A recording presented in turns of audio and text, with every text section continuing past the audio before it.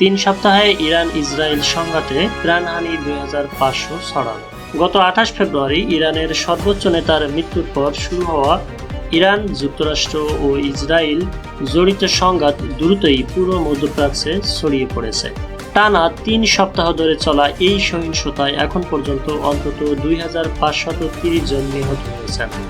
পরিস্থিতি নিয়ে আন্তর্জাতিক মহলে গভীর উদ্বেগ তৈরি হলেও সংঘাত থামার কোনো লক্ষণ দেখা যাচ্ছে না। এই সংঘাতে সবচেয়ে বেশি ক্ষতিগ্রস্ত হয়েছে ইরান। দেশটিতে এখন পর্যন্ত 1444 জন নিহত এবং 18,551 জন আহত হয়েছেন। রাজধানী তেহরান সহ বিভিন্ন শহরে ব্যাপক ধ্বংসযজ্ঞের খবর পাওয়া গেছে। এদিকে লেবাননেও ইসরায়েলের হামলা অব্যাহত রয়েছে। গত 2 মার্চ থেকে শুরু হওয়া এসব হামলায় অন্তত 968 জন নিহত হয়েছে, যাদের মধ্যে শতাধিক শিশু রয়েছে। হামলার ফলে শহর ও আবাসিক এলাকা ক্ষতিগ্রস্ত হওয়ায় অনেক মানুষ মানবিক সংকটে পড়েছেন।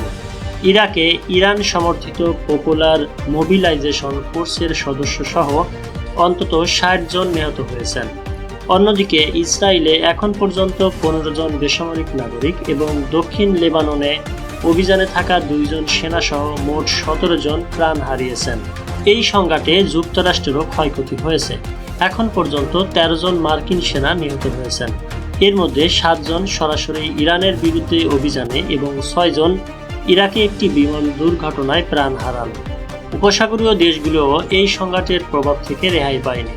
সংযুক্ত আরব আমিরাতে 8 জন নিহত হয়েছেন, যার মধ্যে 2 জন সেনা।